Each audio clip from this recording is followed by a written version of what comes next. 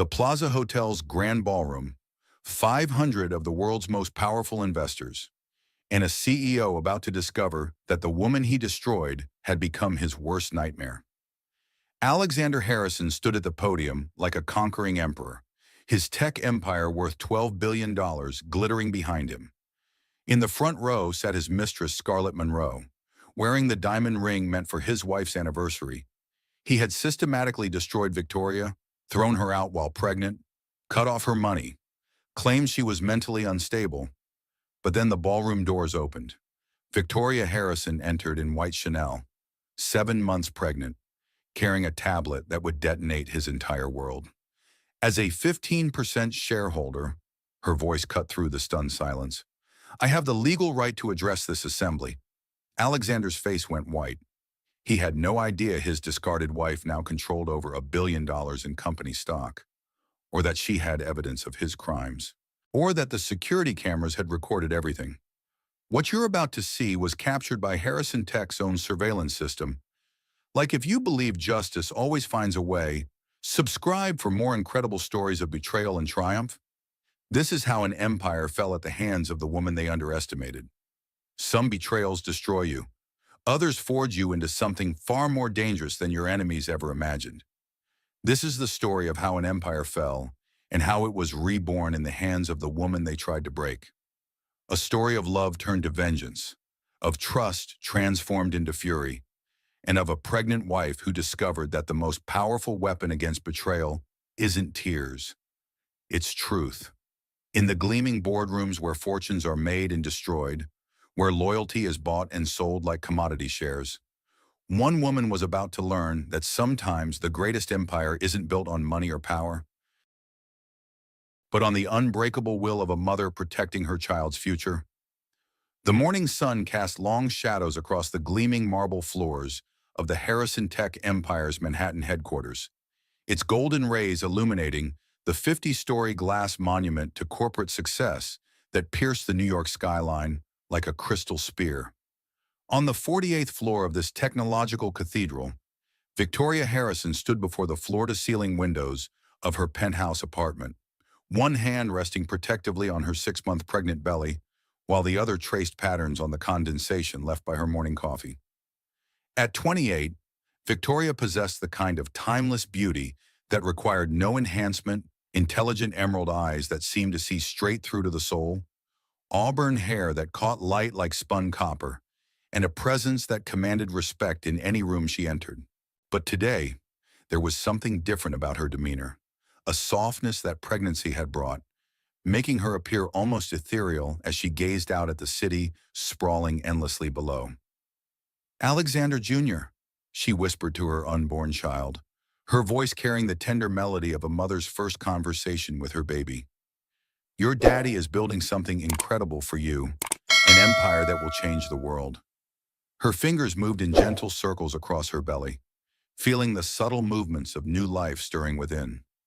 The penthouse around her was a testament to success, a $50 million sanctuary suspended above the chaos of Manhattan, with Italian marble floors that reflected crystal chandeliers, original Monet paintings adorning silk-covered walls, and furniture that had been featured in Architectural Digest.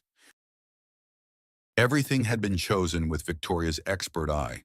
She had abandoned her promising career as an architect to support Alexander's meteoric rise in the tech world, channeling her creative genius into creating their perfect life together. Their love story had been the stuff of fairy tales 7 years ago. A young, brilliant architect had met an ambitious entrepreneur at a charity gala. Alexander Harrison, then just a promising startup founder, had been captivated by Victoria's intelligence and grace. She had believed in his vision when venture capitalists had turned him away, had worked 18-hour days beside him in their cramped garage office, had sacrificed her own architectural firm to help him build what would become an $8 billion tech empire. Now, Alexander stood as one of America's youngest billionaire CEOs, his face gracing the covers of Forbes and Time magazines. Harrison Tech had revolutionized cloud computing, artificial intelligence, and digital security. Their personal life seemed equally perfect: private jet travels to their vineyard in Tuscany, romantic dinners on their yacht anchored off the Hamptons, and quiet moments on this very rooftop garden where Alexander had proposed with a 10-carat diamond ring as the Manhattan skyline twinkled like stars below them. But Victoria's fairy tale was about to shatter into a million irreparable pieces. Mrs. Harrison, Maria, their longtime housekeeper, appeared with the quiet grace that came from years of service to the ultra-wealthy. Mr. Harrison left early for his board meeting. He said to remind you about the investor dinner tonight. Victoria nodded, her attention caught by a sudden realization. Today marked exactly 5 years since Alexander had proposed on this very rooftop. In all the excitement of pregnancy and business expansion, he seemed to have forgotten their anniversary. A romantic surprise lunch at his office would be perfect, just like the old days, when she would bring homemade sandwiches to their garage office, and they would steal kisses between coding sessions and investor calls. 2 hours later, Victoria emerged from the black Tesla Model S at the Harrison Tech Tower, carrying an elegant picnic basket from Dean and DeLuca, filled with Alexander's favorite delicacies, truffle pasta, aged prosciutto, and the French champagne they had shared on their honeymoon in Paris. Her emerald maternity dress hugged her curves perfectly, and despite being 6 months pregnant, she moved with the confidence of a woman who knew she was deeply loved. The Harrison Tech lobby was a cathedral of modern design soaring 40-foot ceilings, walls of cascading water, and a reception desk carved from a single piece of Brazilian rosewood. Employees moved with purposeful energy, their faces lit by the glow of tablets and smartphones, all contributing to the digital revolution that Alexander had unleashed upon the world.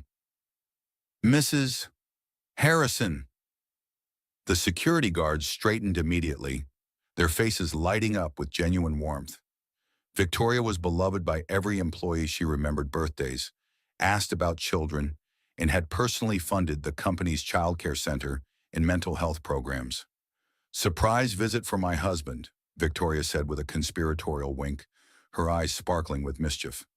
"Don't tell him I'm coming up." The private elevator to the 45th floor, Alexander's executive domain, rose smoothly through the tower's core. Victoria's reflection in the polished steel doors showed a woman radiating happiness, completely unaware that she was ascending toward the most devastating moment of her life. The executive floor was a sanctuary of power and prestige, dark hardwood floors, leather-bound books, and walls lined with awards and patents that bore Alexander's name. His corner office commanded a view of the entire city, its glass walls offering panoramic vistas that made visitors feel as though they were floating above the world itself. But it was the adjacent boardroom, a glass-enclosed chamber where billion-dollar decisions were made, that drew Victoria's attention. The door was closed, which was unusual during lunch hours, and the smart glass had been switched to opaque mode for privacy. Victoria used her executive access card, a privilege Alexander had given her when she had officially become a company advisor. The electronic lock clicked open with a soft beep, and she stepped into the anteroom that connected to the main boardroom. What she saw through the interior glass wall destroyed her world in an instant. Alexander, her husband, the father of her unborn child, the man she had sacrificed everything for, was locked in passionate embrace with Scarlett Monroe, the company's 26-year-old marketing director. They were on the conference table itself, scattered financial documents and architectural plans serving as an obscene backdrop to their betrayal. Scarlett's red dress was bunched around her waist, Alexander's shirt discarded on the floor, their bodies moving with the desperate hunger of secret lovers. But it was Scarlett's eyes that delivered the cruelest blow. The stunning blonde noticed Victoria through the glass and didn't stop. Instead, she smiled a predatory, triumphant smile and whispered something in Alexander's ear while maintaining eye contact with Victoria. Her lips moved with deliberate cruelty. "Your husband chose me, not that pregnant cow." Victoria's elegant lunch basket slipped from nerveless fingers, its contents scattering across the marble floor like the remnants of her shattered dreams. The sound of breaking champagne bottle echoed through the anteroom, but the couple in the boardroom was too lost in their passion to notice. When Alexander finally saw Victoria, his reaction was not shame or regret. His blue eyes, the same eyes that had once looked at her with such love, turned cold as winter steel. He didn't even have the decency to appear embarrassed as he disentangled himself from Scarlett and began dressing with casual indifference. "Victoria," he said, his voice carrying the tone one might use to address an inconvenient employee. "You should have called first." "Alexander," Victoria whispered, her voice barely audible above the sound of her heart breaking. How long?" Scarlett laughed a sound like crystal breaking. "8 months," she said, running her fingers through her perfectly styled hair. "Since the Shanghai conference. You know, when you were too tired to travel because of morning sickness." The words hit Victoria like physical blows. 8 months. Her entire pregnancy. Every business trip, every late night at the office, every moment when she had felt guilty for being too exhausted to accompany him, he had been with Scarlett. "Victoria, go home," Alexander said, straightening his tie with the same precision he used to negotiate billion-dollar deals. "This isn't the place for emotional scenes." "Emotional scenes?" Victoria's voice cracked. "Alexander, I'm your wife. I'm carrying your child." "Are you?" Scarlett's voice was poison disguised as silk. "Because Alexander told me you've been having problems. Stress can cause complications in pregnancy." The implication hung in the air like a toxic cloud. Victoria felt the baby kick inside her, as if responding to her distress, and she placed both hands protectively over her belly. "How dare you?" Victoria whispered, her voice gaining strength. "How dare both of you?" Alexander's expression hardened further. "Victoria, you need to understand something. I've built an empire. I need a partner who can match my ambitions, not someone who's become domestic." The word domestic fell from his lips like a curse. Victoria thought of all the sacrifices she had made: her architectural firm, her independence, her dreams, all given freely for love. "Scarlett understands the business world," Alexander continued, his words precise as surgical instruments. "She's Harvard-educated, ambitious, sophisticated. She doesn't spend her days picking out baby furniture and complaining about pregnancy symptoms." Victoria's emerald eyes filled with tears, but beneath the hurt, something else was kindling a fire that would soon burn down Alexander's carefully constructed world. "Get out," Alexander said, turning back toward Scarlett. "I have important business to discuss." As Victoria stood there, trembling with shock and betrayal, she noticed something her emotional state had initially missed.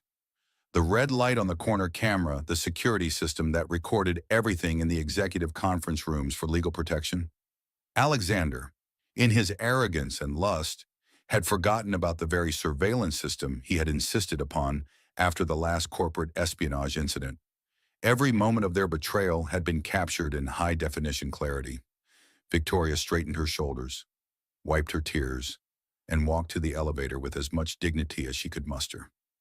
But as the doors closed and she descended through the tower that had once represented her dreams, her mind was already beginning to work with the sharp precision that had once made her one of New York's most promising architects. The elevator's mirrored walls reflected a woman transformed. The soft, trusting wife was gone, replaced by someone harder, more determined. Victoria placed her hand on her belly and made a silent promise to her unborn child. "Mommy's going to make sure Daddy pays for what he's done," she whispered. "And when I'm finished, the whole world will know exactly what kind of man Alexander Harrison really is." That evening, Alexander returned to their penthouse late, his clothes carrying the faint scent of Scarlett's perfume, a sickeningly sweet fragrance that made Victoria's stomach turn. He acted as though nothing had happened, kissing her cheek with the same casual affection he might show a sister. "How was your day?" he asked, loosening his tie and heading toward their home office. "Enlightening," Victoria replied, watching him carefully. "I learned quite a lot about the people I thought I knew." If Alexander detected the edge in her voice, he gave no sign. He was already absorbed in his phone, probably texting Scarlett, making plans for their next rendezvous. "By the way," Victoria said, her voice steady despite the storm raging inside her, "you forgot something important today." Did I? Alexander didn't even look up from his screen. Our anniversary, 5 years since you proposed? For a moment, Alexander's fingers paused on his phone. Then he shrugged. We'll celebrate later. I'm busy with the IPO preparation. Victoria nodded, filing away this final insult with all the others. In the morning, she would begin the process of destroying the man who had destroyed her heart. But tonight, she would play the dutiful wife one last time, gathering strength for the battle ahead. As Alexander disappeared into his office for another important call, undoubtedly the Scarlet Victoria stood once again at their penthouse windows, looking out at the glittering city below. Somewhere in those lights were security footage, digital records, and financial documents that would tell a very different story about Harrison Tech and its CEO. Victoria Harrison, the abandoned pregnant wife, was about to become Alexander's worst nightmare, but he wouldn't realize it until it was far too late to save himself. The next morning brought the first wave of Alexander's systematic destruction of their life together. Victoria woke to find her husband already dressed in his armor of expensive suits and cold determination, his wedding ring conspicuously absent from his finger. Victoria, we need to talk, Alexander announced, his tone carrying the clinical detachment of a surgeon about to amputate a limb. He stood by their floor-to-ceiling windows, backlit by the morning sun in a way that made him appear more shadow than man. Victoria sat up in their king-size bed, the same bed where they had once planned their future, where he had whispered sweet promises about growing old together, where they had celebrated when the pregnancy test showed positive. Now it felt like a foreign country she no longer recognized. I've been thinking about our conversation yesterday, Alexander continued, not bothering to face her. This situation has become complicated. Situation? Victoria's voice was dangerously quiet. Is that what you're calling our marriage now? Don't be dramatic. Alexander turned, his blue eyes cold as Arctic ice. You know what I mean. The baby, the stress, your emotional instability. It's affecting my ability to focus on critical business decisions. The words hit Victoria like a physical assault. My emotional instability, Alexander. I caught you having sex with another woman in your boardroom. Lower your voice, Alexander commanded, glancing toward the door as if Scarlett might be listening. The neighbors don't need to hear your hysteria, Victoria laughed, but there was no humor in the sound, only the bitter recognition of how completely she had misjudged the man she had married. Hysteria. I'm carrying your child. Alexander. Our child. Are you? The question hung in the air like poison gas. Because frankly, Victoria, your behavior lately has been concerning. The mood swings, the accusations, the paranoia. I think you need professional help. Victoria felt the blood drain from her face as she realized what Alexander was doing. He was laying the groundwork to question her mental stability, to paint her as an unstable wife whose pregnancy had made her delusional. It was a chess move worthy of the CEO who had built an empire, but it was also the move that would ultimately destroy him. I want you to move out, Alexander said, straightening his tie with mechanical precision. Temporarily, of course, until you get the help you need. Move out! Victoria's voice was barely a whisper. This is my home too. Actually, it's not.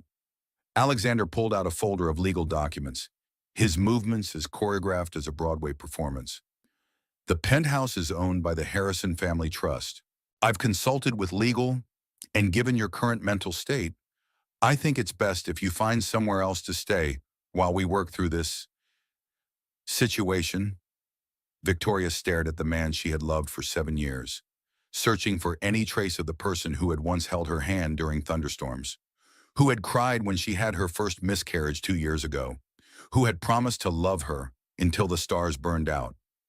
There was nothing left but cold calculation and ruthless ambition. You have until this evening to pack your things, Alexander continued. I've had your access to our joint accounts temporarily suspended for your own protection. Of course, you understand how erratic spending can be a sign of emotional distress? The trap was perfect and comprehensive. In a single morning, Alexander had systematically stripped away Victoria's home, her financial security, and her credibility. If she protested too loudly, it would only reinforce his narrative of her instability. If she submitted quietly, she would be admitting defeat. But Alexander had made one crucial mistake. He had underestimated the woman he was destroying. "I understand," Victoria said quietly, her hands folded protectively over her belly. "I'll pack my things." Alexander nodded, satisfied with her compliance. "This is for the best. Victoria, when you're feeling better, we can discuss reconciliation." After Alexander left for his office and undoubtedly for another rendezvous with Scarlett, Victoria sat in the sudden silence of their penthouse, processing the magnitude of what had just happened. She was 6 months pregnant, essentially homeless, and financially cut off by the man who had sworn to love and protect her. Most women in her situation would have crumbled. Victoria Harrison began to plan. Her first call was to Marcus Chen, Harrison Tech's former IT director, who had been restructured out 6 months earlier. Marcus was a brilliant programmer who had helped build the company's revolutionary security architecture before Alexander had fired him for asking too many questions about certain financial irregularities. "Victoria." Marcus's voice carried surprise and concern when he answered her call. "Are you okay? You sound—" "I need to see you," Victoria said. "Can we meet somewhere private?" 2 hours later, Victoria sat across from Marcus in a small coffee shop in Brooklyn, far from Manhattan's prying eyes. Marcus was 35, Korean-American, with intelligent dark eyes behind wire-rimmed glasses and the intense demeanor of someone who lived more comfortably in the digital world than the physical one. "Alexander kicked me out," Victoria said without preamble. "Cut off my money, claimed I'm mentally unstable." Marcus's jaw tightened. "That bastard! I knew this day would come." "What do you mean?" Marcus glanced around the coffee shop, then leaned forward conspiratorially. "Victoria, there are things about your husband that you don't know. Things I discovered before he fired me. Tell me." The security system in the executive conference rooms, it records everything. But there are also hidden backup servers that Alexander doesn't know about. I built them as insurance when I started suspecting he was using company resources for personal projects. Victoria's pulse quickened. "The boardroom where I found him with Scarlett. Every second is recorded in crystal clear 4K resolution with professional audio," Marcus confirmed. "But that's not all. Alexander has been transferring company funds to offshore accounts, ostensibly for international expansion. But the money never reaches any legitimate business operations." "How much money?"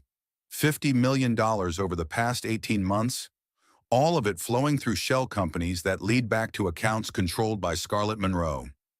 Victoria felt the pieces of a larger puzzle clicking into place. She's not just his mistress, she's his partner in embezzling from the company.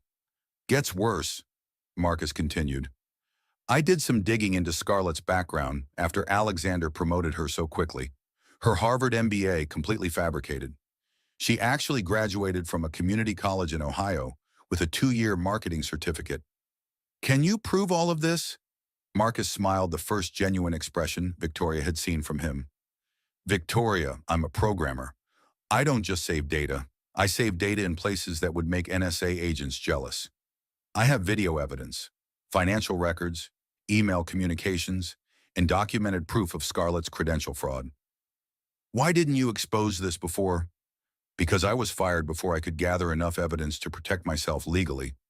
Alexander would have buried me in lawsuits and destroyed my career permanently." Marcus paused, studying Victoria's face. "But now we both have reasons to want justice." Victoria felt something awakening inside her, not just anger or hurt, but a cold, calculating fury that reminded her why she had been such a successful architect.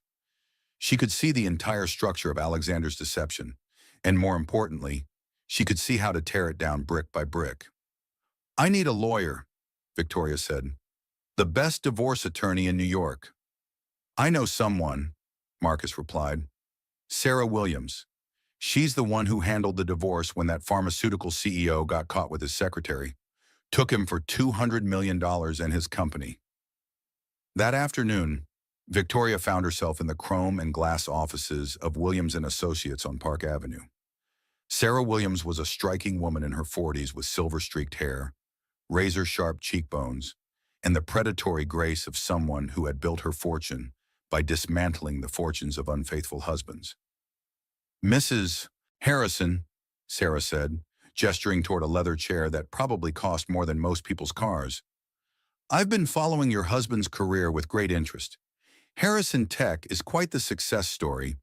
"Was," Victoria corrected. "By the time I'm finished, it will be quite the cautionary tale." Sarah's eyebrows rose slightly, the first sign of genuine interest Victoria had seen from her. "Tell me everything." For the next 2 hours, Victoria laid out the entire story while Sarah took meticulous notes on a legal pad. When Victoria finished, Sarah was silent for a long moment, her sharp mind clearly working through the implications. "Mrs. Harrison," Sarah said finally, "you realize that what you're describing isn't just adultery and emotional cruelty. Your husband has committed securities fraud, embezzlement, and potentially criminal conspiracy. Can we prove it?" "With Marcus Chen's evidence and my investigation resources, absolutely." Sarah leaned back in her chair, a predatory smile spreading across her face. "But I have to ask, do you want a divorce settlement, or do you want justice?" Victoria thought of Alexander's cruel dismissal, of Scarlett's triumphant smile, of the baby growing inside her who would inherit either an empire or the ashes of one. "I want both," Victoria said. "I want him to lose everything, just like he made me lose everything." "Then we're going to get along beautifully," Sarah replied. That evening, Victoria checked into a modest hotel room in Midtown, a far cry from her penthouse palace, but a place where she could think clearly and plan her counterattack. As she unpacked her single suitcase of belongings, she received an unexpected phone call. "Victoria, dear, it's Robert.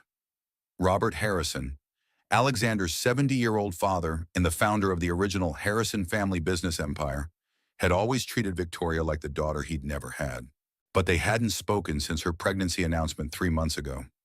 Dad Robert," Victoria said, surprised by how much comfort his familiar voice brought her. "I didn't expect to hear from you." "I know what Alexander did," Robert said without preamble. "Throwing you out, cutting off your money, that ridiculous story about mental instability. He's become a monster, Victoria, and I'm ashamed that he's my son." Victoria felt tears threatening for the first time since her world had collapsed. "I don't know what to do. Dad Robert, I'm pregnant. I'm alone, and he's taken everything." "Not everything," Robert said, his voice carrying a strength that reminded Victoria why the Harrison family had built a business empire spanning 3 generations. "Victoria, dear, there's something Alexander doesn't know. When you married him, I gifted you 15% of Harrison Tech stock as a wedding present. It's been held in trust, but as of your 5th wedding anniversary, which was yesterday, those shares transferred to your personal ownership." Victoria sat down heavily on the hotel bed, the implications hitting her like a thunderbolt. 15%. With current valuations, approximately $1.2 billion, Robert confirmed. "But more importantly, it's enough to demand a seat on the board of directors and force accountability for Alexander's actions." "Does he know?" "Not yet, but he will when you walk into the annual shareholders meeting next week and exercise your voting rights." Victoria felt something she hadn't experienced since yesterday morning hope. But more than that, she felt power returning to her voice, strength flowing back into her spine. "Dad Robert, there's something else. I have evidence that Alexander has been embezzling company funds and that his girlfriend has fabricated her credentials. And we're going to destroy him," Robert said with grim satisfaction. "Victoria, my dear, prepare yourself. You're about to become the most powerful woman in corporate America." As Victoria hung up the phone, she looked at herself in the hotel room mirror. The broken, abandoned wife was gone. In her place stood someone harder, more focused, more dangerous. She placed her hand on her belly and spoke to her unborn child. Baby Alexander, Mommy's about to show Daddy what happens when you betray a woman who helped you build an empire. And when I'm finished, this company will be yours by right, not by his grudging permission. Outside her hotel window, Manhattan glittered with millions of lights, each one representing dreams, ambitions, and the endless human struggle for power and justice. Tomorrow, Victoria would begin her counterattack. Alexander Harrison had no idea that his reign as king of his tech empire was about to end at the hands of the woman he had discarded like yesterday's newspaper. But first, she would let him enjoy a few more days of thinking he had won. The higher his arrogance climbed, the more devastating his fall would be. The day of Harrison Tech's annual shareholders meeting dawned crisp and clear. Manhattan's sky a brilliant blue canvas that seemed to promise either triumph or catastrophe. 500 of the world's most powerful investors, financial journalists, and corporate titans had gathered in the grand ballroom of the Plaza Hotel, their collective wealth representing nearly $1 trillion of global influence. Alexander Harrison stood at the podium like a conquering emperor, his custom-tailored Armani suit perfectly fitted to his 6-foot frame, his silver hair styled with meticulous precision, and his smile radiating the confidence of a man who believed himself untouchable. Behind him, a massive screen displayed Harrison Tech's impressive financial metrics revenue growth of 400% over 5 years, market capitalization approaching $12 billion, and expansion into 15 international markets. Ladies and gentlemen, Alexander's voice carried easily through the ballroom's acoustics, smooth as aged whiskey and just as intoxicating. Harrison Tech has achieved something unprecedented in the technology sector. We haven't just disrupted industries. We've created entirely new paradigms for how the world connects, communicates, and conducts business. The audience responded with polite applause, their faces reflecting the satisfied expressions of people watching their investments multiply exponentially. In the front row, Scarlett Monroe sat like a queen surveying her kingdom. Her red Valentino dress a splash of scarlet against the sea of corporate blacks and grays. The 10-carat diamond ring on her finger, originally intended for Victoria's anniversary, caught the ballroom's crystal chandelier light and threw rainbow patterns across the white tablecloth. Our success, Alexander continued, has been built on the foundation of exceptional talent and unwavering vision.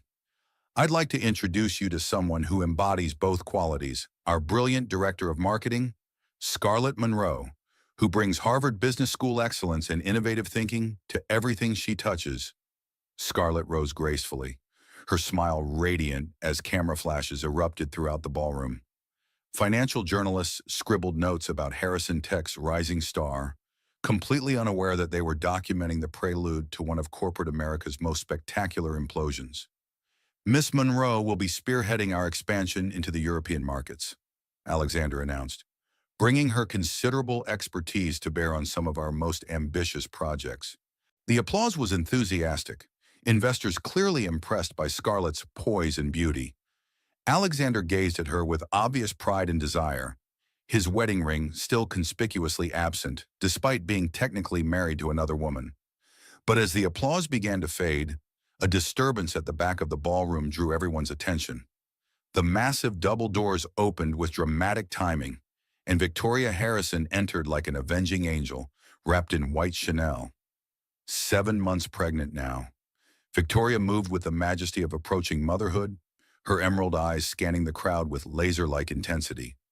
Her white suit was perfectly tailored to accommodate her pregnancy while maintaining an aura of power and authority that seemed to fill the entire ballroom.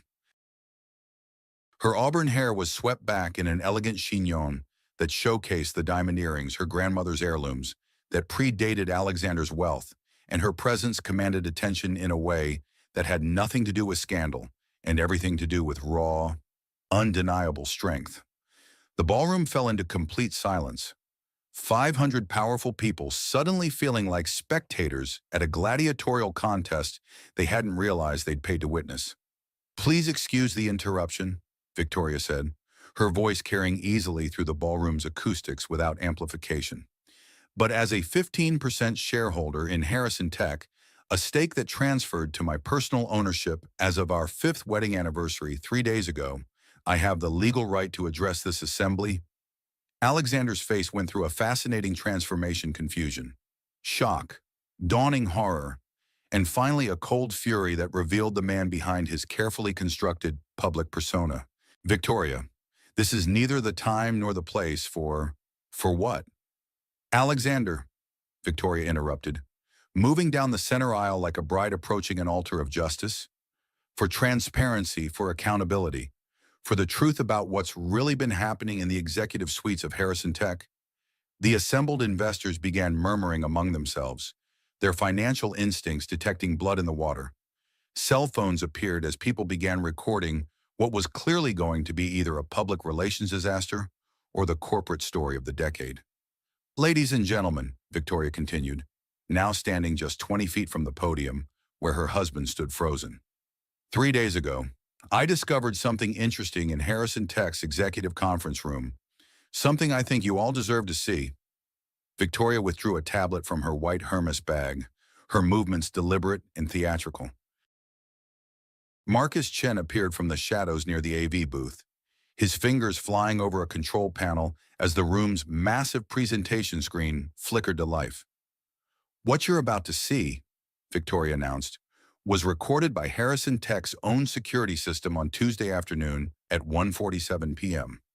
The screen filled with crystal-clear 4K footage of Alexander and Scarlett in the conference room, their passionate encounter playing out in excruciating detail for 500 of the business world's most influential people. The audio was equally clear, capturing Scarlett's cruel words about Victoria being a pregnant cow and Alexander's callous dismissal of his wife's emotional pain. The reaction was immediate and volcanic. Gasps, shouts of outrage, and the rapid-fire clicking of camera shutters filled the ballroom as investors realized they were witnessing the complete destruction of a CEO's reputation in real time.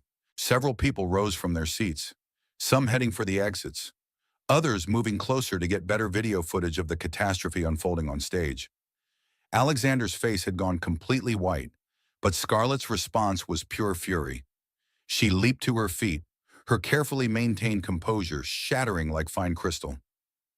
"This is a violation of privacy," Scarlett screamed, her Harvard-educated facade cracking to reveal something much uglier underneath. "You can't show this, it's illegal."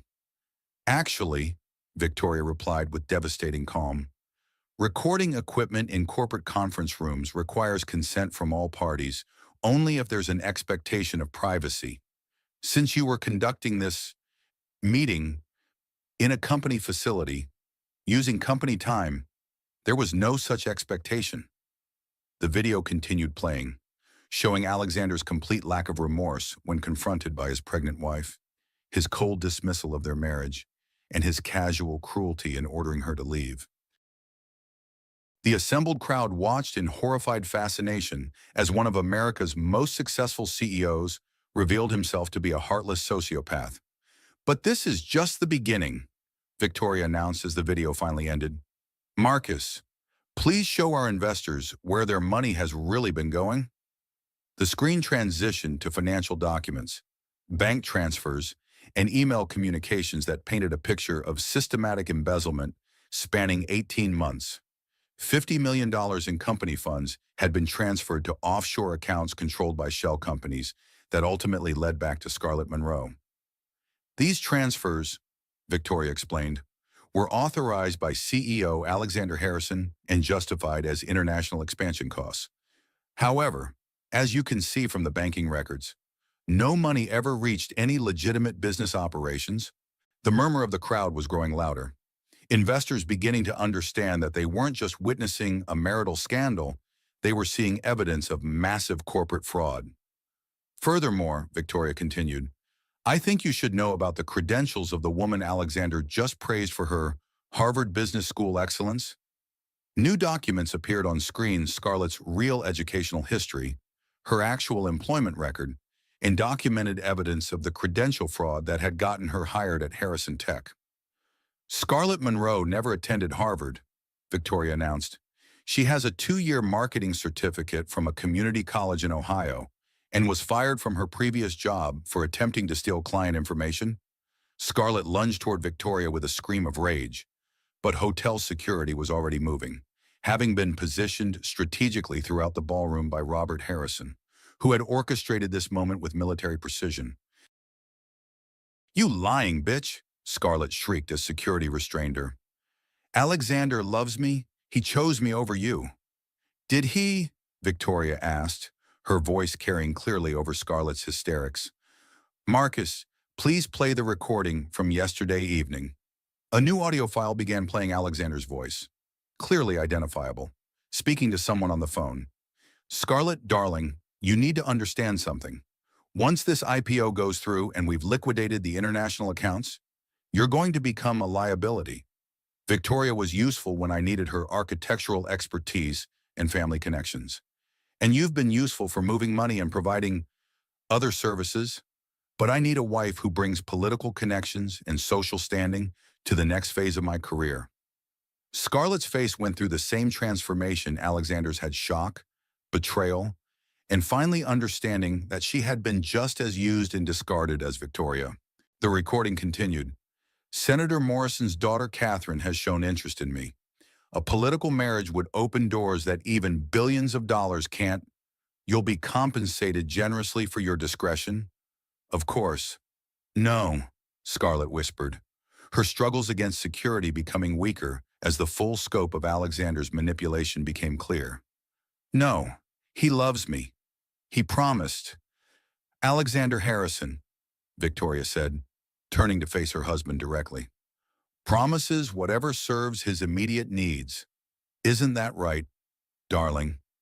Alexander had found his voice again, his legal training kicking in as he tried to salvage something from the wreckage of his empire.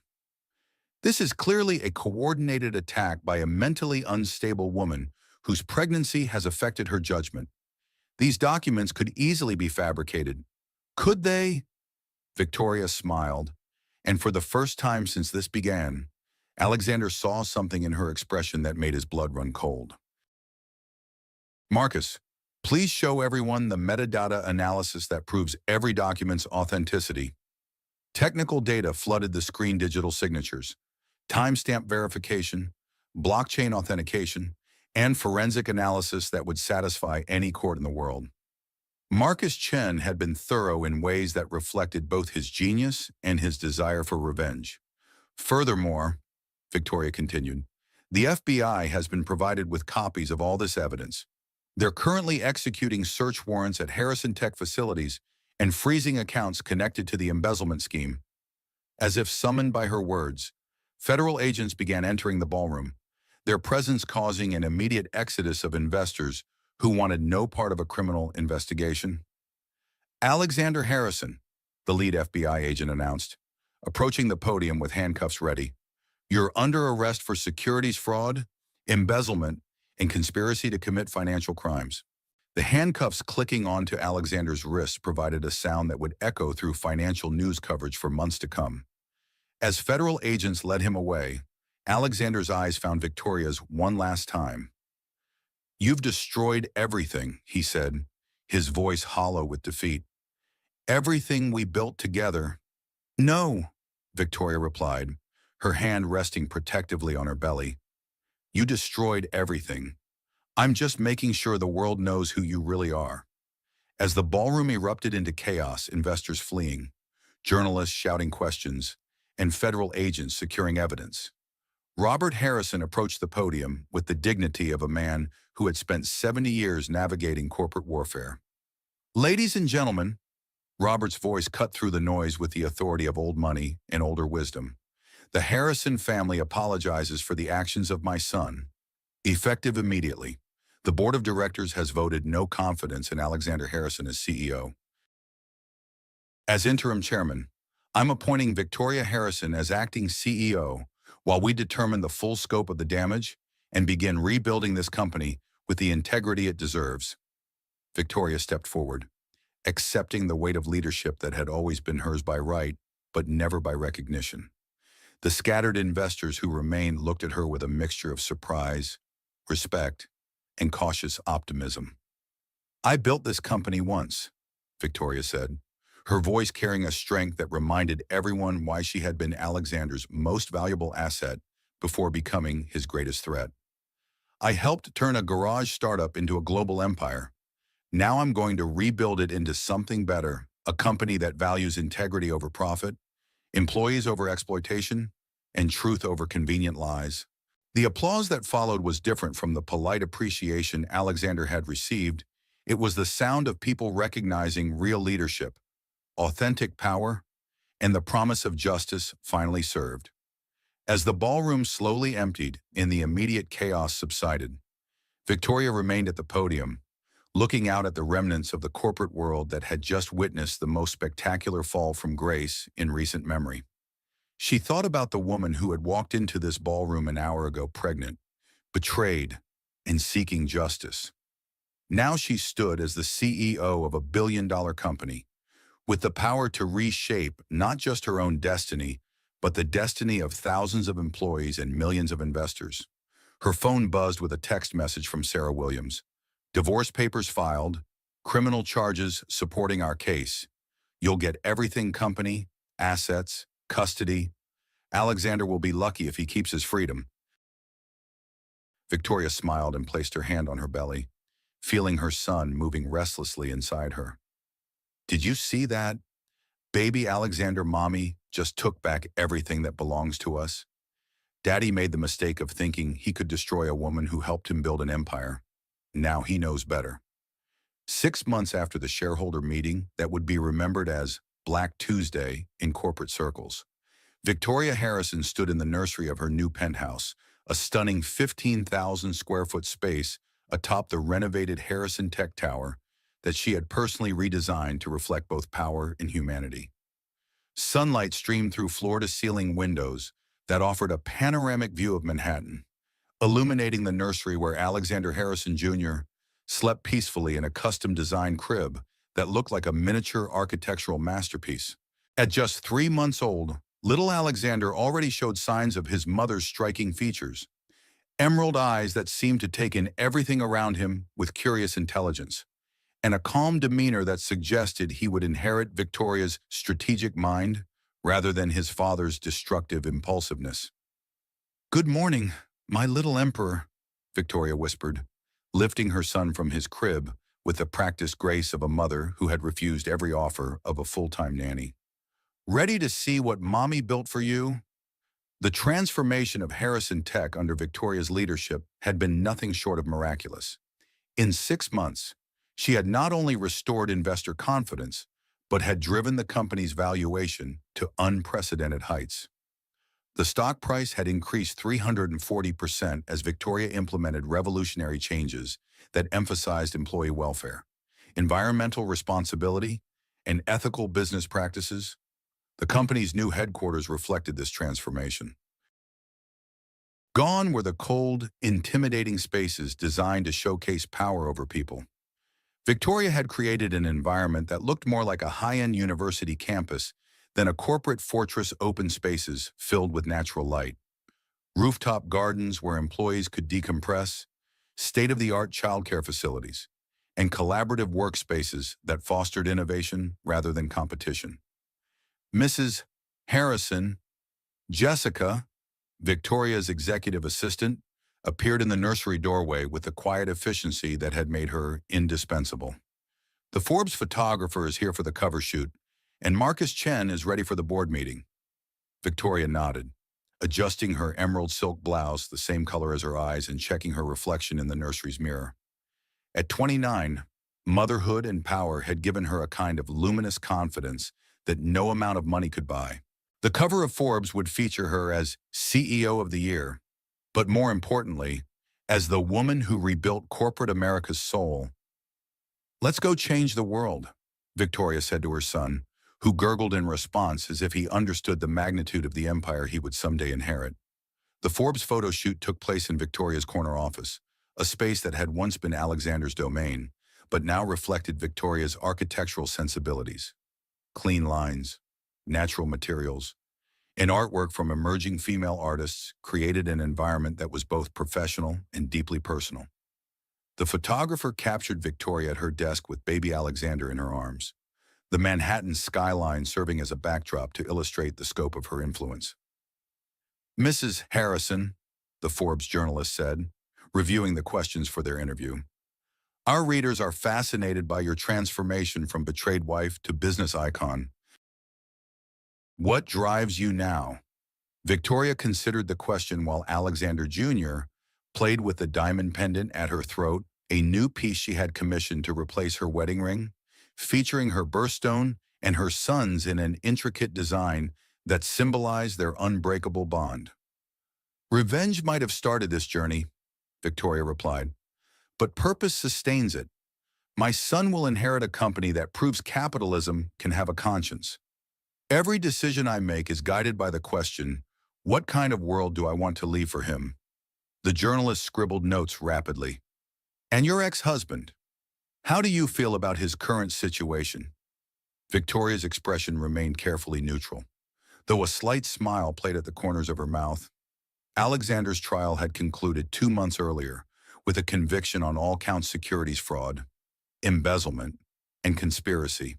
He was currently serving a 15-year sentence in federal prison, and the civil judgments against him had left him with nothing. The man who had once controlled billions of dollars was now working in the prison library for 30 cents an hour. "Alexander made his choices," Victoria said diplomatically. "I'm focused on building something better from the ashes of what he destroyed." After the interview, Victoria made her way to the executive conference room for the monthly board meeting, the same room where she had discovered Alexander's betrayal, now completely redesigned to remove every trace of that painful memory. The mahogany table had been replaced with sustainable bamboo. The formal portraits of dead businessmen had been swapped for inspiring photographs of diverse leaders, and the entire space radiated collaborative energy rather than intimidating authority. Marcus Chen, now Chief Technology Officer, was reviewing the quarterly reports with obvious satisfaction. Under Victoria's leadership, he had developed revolutionary new software that used artificial intelligence to detect and prevent corporate fraud technology that was already being licensed to companies worldwide and generating hundreds of millions in revenue. "Victoria," Marcus said as she entered with Alexander Jr., "the European expansion is exceeding all projections. The London office reported a 400% increase in client acquisitions this quarter." Robert Harrison, now officially chairman of the board, beamed with grandfatherly pride as he reached for his great-grandson. At 71, Robert had found new purpose in helping Victoria rebuild the family legacy while spending precious time with the baby who would carry the Harrison name into a new generation. "My dear," Robert said, settling Alexander Jr. on his lap while the baby gurgled happily, "your father would be so proud.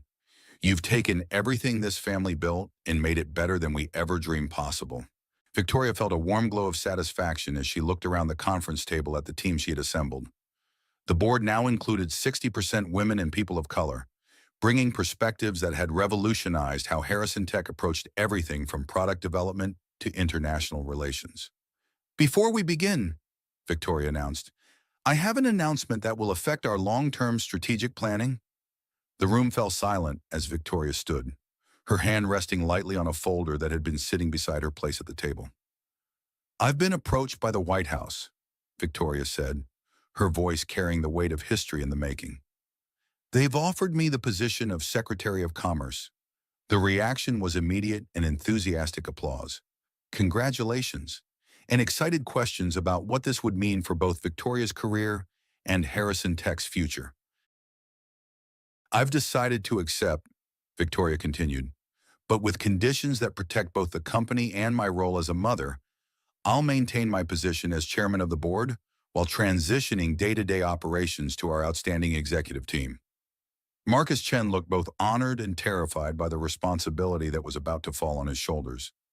"Victoria, are you sure we're ready for this?" "Marcus," Victoria replied with the confidence that had carried her through betrayal, public humiliation, and the complete reconstruction of her life. "I taught you everything you need to know about running this company ethically and successfully. Besides, Alexander Jr. needs to see his mother changing the world, not just managing it. As if responding to his name, baby Alexander reached toward his mother with chubby fingers, his emerald eyes bright with infant curiosity. Victoria lifted him from his grandfather's arms, feeling the familiar surge of fierce protectiveness that had driven every decision she had made since that devastating day in the boardroom. Which brings me to our final piece of business, Victoria said, settling her son against her shoulder. I received an interesting letter yesterday. She opened the folder and withdrew a handwritten note on cheap prison stationery. It's from Alexander. He wants to see his son. The room temperature seemed to drop several degrees as everyone processed this information. Robert Harrison's face darkened with anger, while Marcus Chen's expression showed the protective instincts that had developed toward both Victoria and her child. What did you tell him? Robert asked, his voice carefully controlled.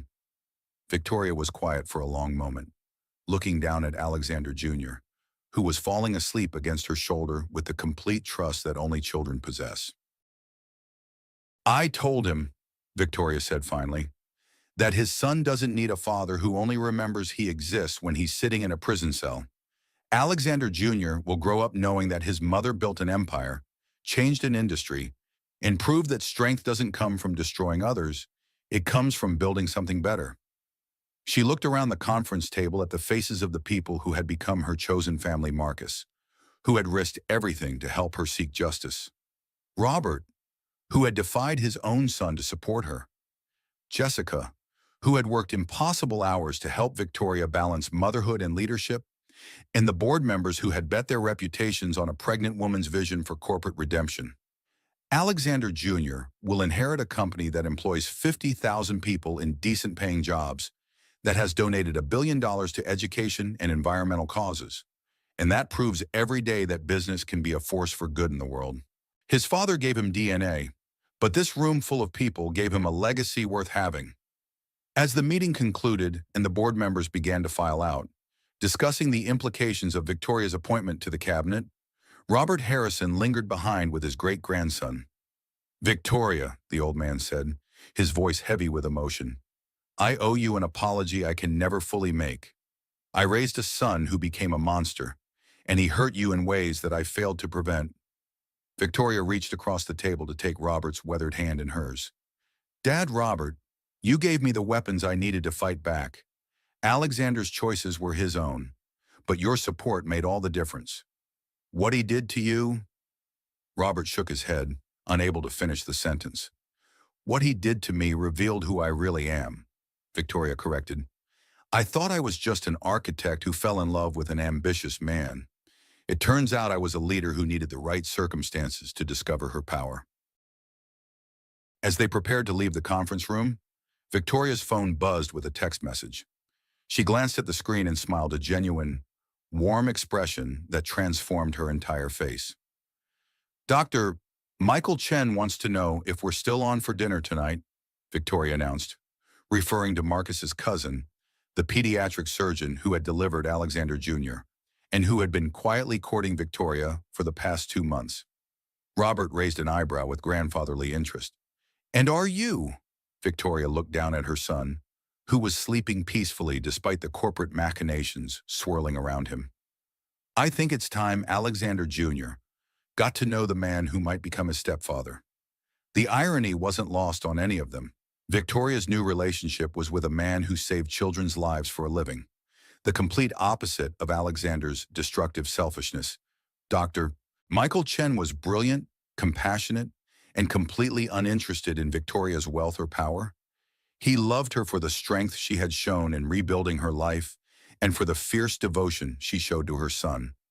You deserve happiness, my dear, Robert said, standing and straightening his suit jacket. You've earned the right to love someone who values what you've built rather than trying to tear it down. That evening, Victoria stood on the rooftop garden of her penthouse, Alexander Jr. in her arms as they watched the sunset paint Manhattan in shades of gold and crimson. The city sprawled endlessly below them, millions of lights beginning to twinkle as another day of dreams, ambitions, and human struggles came to an end.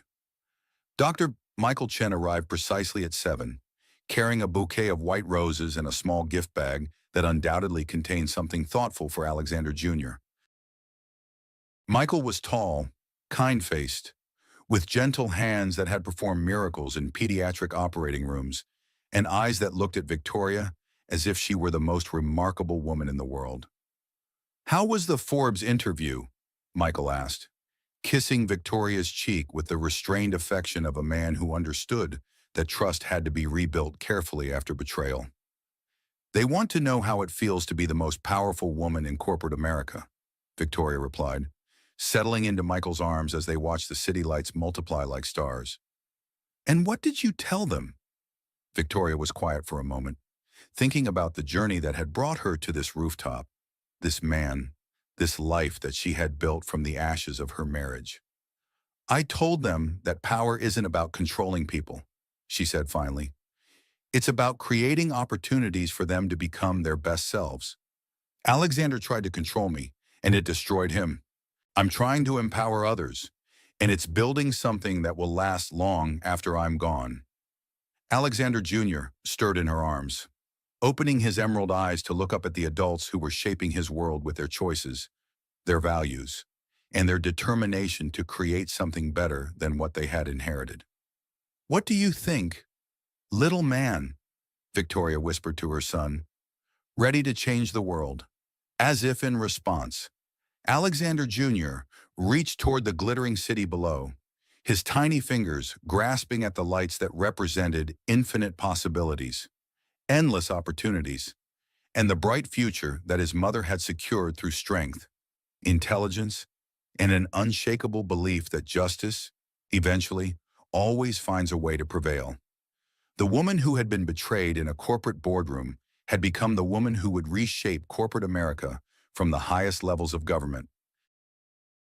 The pregnant wife who had been discarded like an inconvenience had become the mother who built an empire for her son's inheritance. And somewhere in a federal prison, Alexander Harrison Sr. sat in his cell, finally understanding that he had destroyed the most valuable thing he would ever possess, not his wealth, not his company, but the love of a woman who could have made him truly great if he had been wise enough to deserve her. Victoria Harrison's story was far from over, but this chapter, the chapter of betrayal, revenge, and ultimate triumph, had reached its perfect conclusion. She was no longer the woman who had been broken by a faithless husband. She was the woman who had proven that sometimes the most devastating betrayals become the foundations for the most extraordinary transformations.